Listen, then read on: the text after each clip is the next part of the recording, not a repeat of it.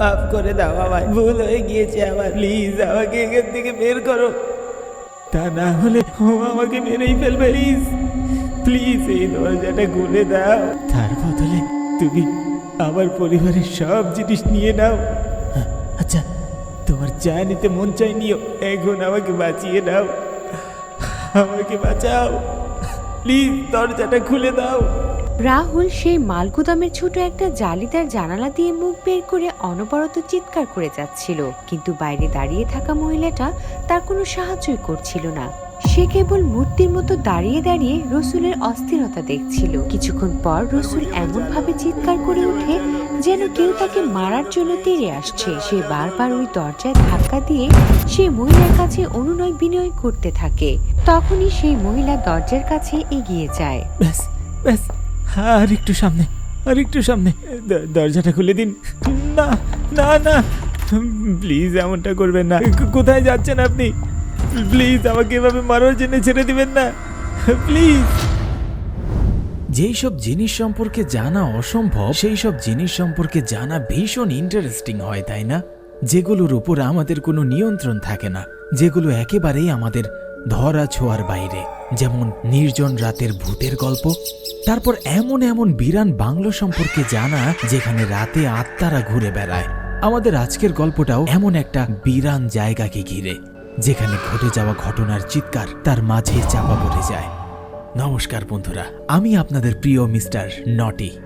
আমি কবরস্থানের তাবুতের পর আপনাদের জন্য আরও একটি নতুন গল্প নিয়ে এসেছি। এই গল্পটি ক্যাবিনেট অফ কিউরিওসিটি থেকে অনুপ্রাণিত, আর এই গল্পের নাম মালগুদাম, যার লেখক পঞ্চম প্রকাশ।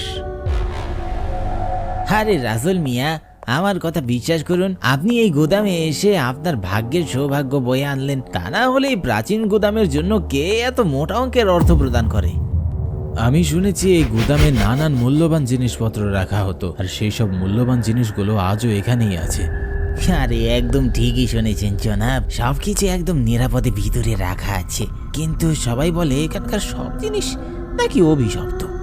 সেই সব জিনিস আমার উপর ছেড়ে দাও মিস্টার ব্রোকার। আপনি শুধু আপনার কার্ড নিন আর এখান থেকে দূর হয়ে যান। ধন্যবাদ রাসেল মিয়া, মায়ের কসম খেয়ে বলছি, ইংরেজিতে আমাকে ব্রোকার বলে আপনি এই মহেশ দালালের ইজ্জত বাড়িয়ে দিলেন। চোখে জল চলে আসলো মিয়া। মহেশের কোনো কথা না শুনেই রসুল মালগুদামের দিকে এগিয়ে যায়, আর মহেশ নিজের টাকা গুনতে শুরু করে।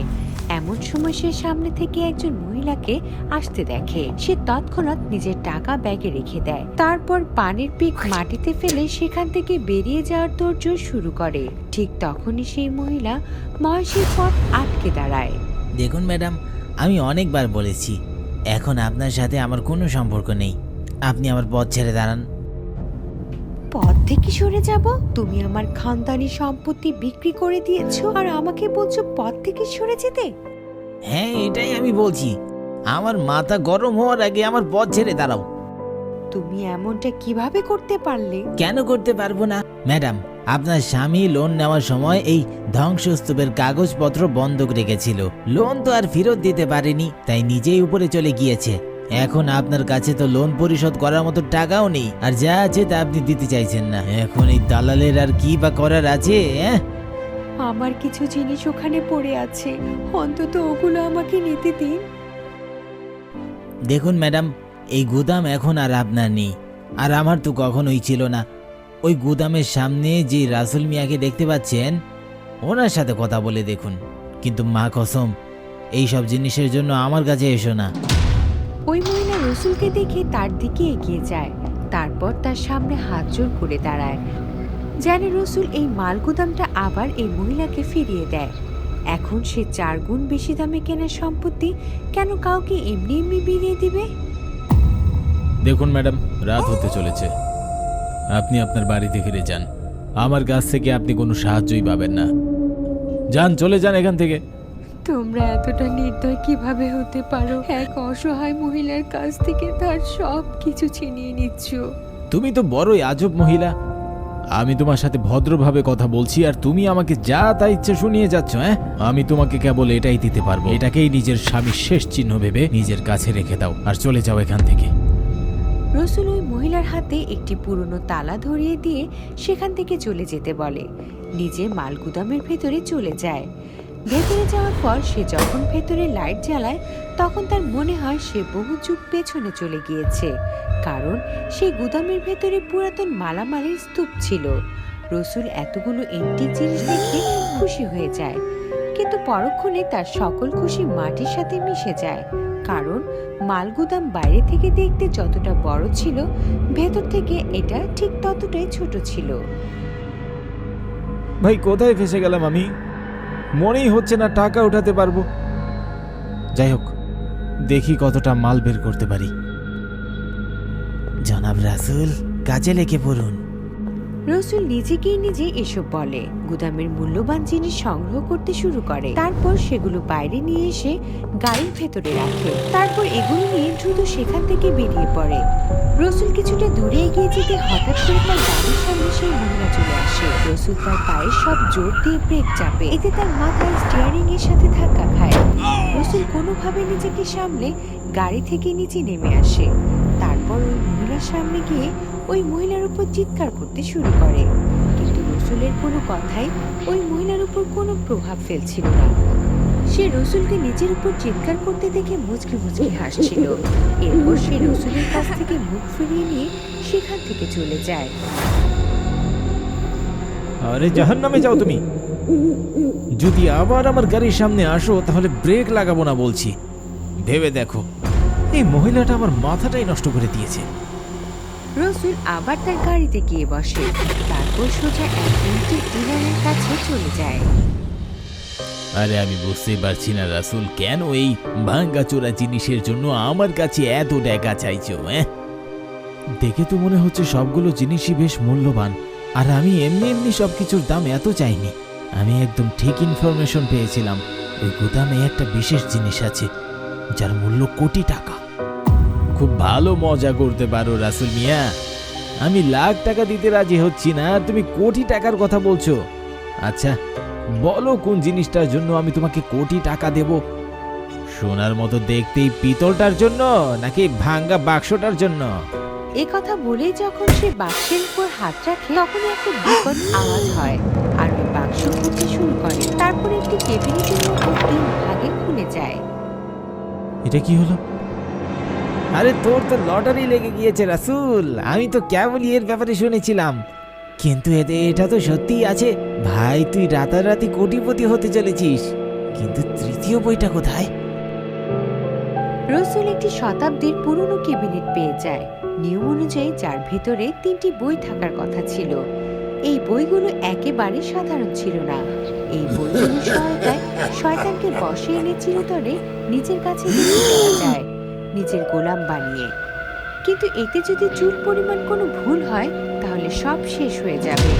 কিন্তু এই সব কিছুর জন্য বই একসাথে থাকা খুবই জরুরি ছিল, কিন্তু এখানে তো কেবলই 2টি বই আছে। আরে 3 নম্বর বইটাকে গুলি মার, এদেরই দাম দিয়ে দে। কোটি টাকা না হোক 70 লাখ তো দিয়ে দে। আরে না না ভাই, তৃতীয় বই ছাড়া এর কোনো মূল্য নেই। আমি সর্বোচ্চ 25 লাখ দিতে পারি। এমনিতেও কিন্তু তোর প্রফিট আছে, কিন্তু তৃতীয় বইটা পাওয়া গেলে তোর সাথে সাথে আমিও মালামাল হয়ে যেতে পারবো। চল একবার গিয়ে ওই মাল গুদামটাকে ভালোভাবে তল্লাশি করি। কিন্তু জানি 3 নম্বর বইটা ওখানেই আছে। রসুল তার কথা মেনে নেয়। তারপর তারা দুজন আবার মালগুদামে চলে যায়। প্রতিটা জায়গায় ওই বই খুঁজতে শুরু করে। এমন সময় রাসূলের চোখ এক আলমারির উপর আটকে যায়। এটা দেখতে একটি দরজার মতো লাগছিল, এটাকে আগে সে খেয়ালই করেনি। রসুল যখন আলমারিটা খুলে তখন তার ভেতরে একটি গলি দেখতে পায়। তারপর তার ভেতর থেকে নিচে নেমে যাওয়া সিঁড়ি। আসলে আগেরকার দিনে লোকেরা বাড়ির ভেতরে প্রায় এসব গোপন স্থান বানিয়ে রাখত, যেন এই জায়গাগুলোতে খাজানা লুকিয়ে রাখা যায়। রাসূল, সাবধানে, কারণ আমরা জানি না এর ভেতরে কি আছে। আমাদের শুধু বইটাই দরকার। দুজন সিঁড়ি বেয়ে নেমে বড় একটা বেসমেন্টে চলে যায়, যেটা মালগুদামের আরো একটা অংশ ছিল। নিচে যাওয়ার পর তারা যা দেখে তা দেখে তাদের পায়ের নিচের মাটি সরে যায়, কারণ বেসমেন্টের ঠিক মাঝখানে তন্ত্রমন্ত্রের একটি লাল বৃত্ত ছিল, আর সেই বৃত্তের ঠিক মাঝখানে ব্যান্ডেজে মোড়ানো একটি মৃতদেহ শোয়ানো ছিল। খুবই সাবধানে, তার চেহারা একদম খোকলা হয়ে গিয়েছিল, আর তাকে দেখে মনে হচ্ছিল তার ভেতর থেকে কেউ একজন উঁকি মারছে। আরে রাসূল, ওর ভিতরে শয়তান বেড়ে উঠেছে।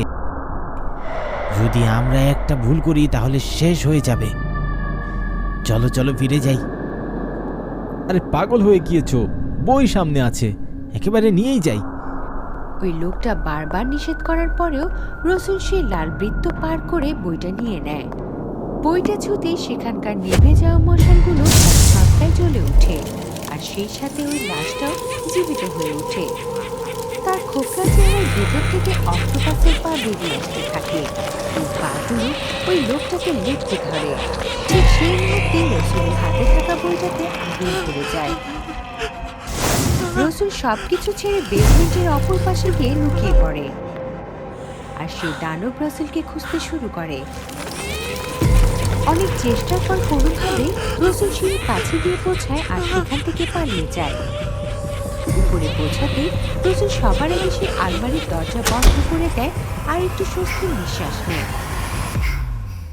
ঠিক তখনই ওই দরজায় এত জোরে টোকা পড়ে যে রসুল সবকিছু ছেড়ে মালগুদাম থেকে বের হওয়ার জন্য মালগুদামের দরজার দিকে ছুটে যায়।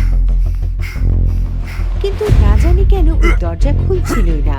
রসুল দরজা ধরে জোরে জোরে টানতে শুরু করে, কিন্তু সে ওই লোহার দরজাটা হিলাতেও পারছিল না। সেই শয়তান বেসমেন্টের কাঠের দরজায় এমন জোরে ধাক্কা মারছিল যা দেখে মনে হচ্ছিল যে কোনো সময় ওটা ভেঙে যাবে। শয়তানের প্রতিটা ধাক্কায় রসুলের গলা শুকিয়ে আসছিল, আর সে মনে মনে মৃত্যুর কাছাকাছি চলে যাচ্ছিল। এমন সময় দরজায় লাগানো জালের বাইরে সে ওই মহিলাটাকে দেখতে পায়, যে সন্ধ্যায় তার সামনে অনুনয় বিনয় করছিল। কিন্তু এখন রসুল তার সামনে অনুনয় বিনয় করছিল, কিন্তু সেই মহিলাটা তাকে সাহায্য করার জন্য এগিয়ে আসছিল না। অবশেষে সে ওই দরজার কাছে যায়, কিন্তু দরজা খোলার বদলে সে সেখানে ওই তালাটাই লাগিয়ে দেয়, যেটা সন্ধ্যায় রসুল তার হাতে তুলে দিয়েছিল।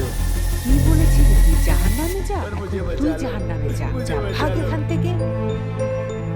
ভুল হয়ে গিয়েছে আমার, বাঁচাও, আমি মরতে চাই না। মহিলা পেছনে ঘুরে আর তৎক্ষণাৎ সেখান থেকে চলে যায়। তারপর সে জায়গায় কুয়াশার ছায়া মিলিয়ে যায়। অন্যদিকে রাসূল সেই মালগুদামের ভেতর থেকে চিৎকার করতে থাকলো, আর তার চিৎকারের আওয়াজও আস্তে আস্তে কমে আসে। সেই আওয়াজ কখনোই কেউ শুনতে আসেনি। আরে কি বলছেন সাহেব, এই মহেশ কি এমনি এমনি দালাল হয়ে গিয়েছে নাকি?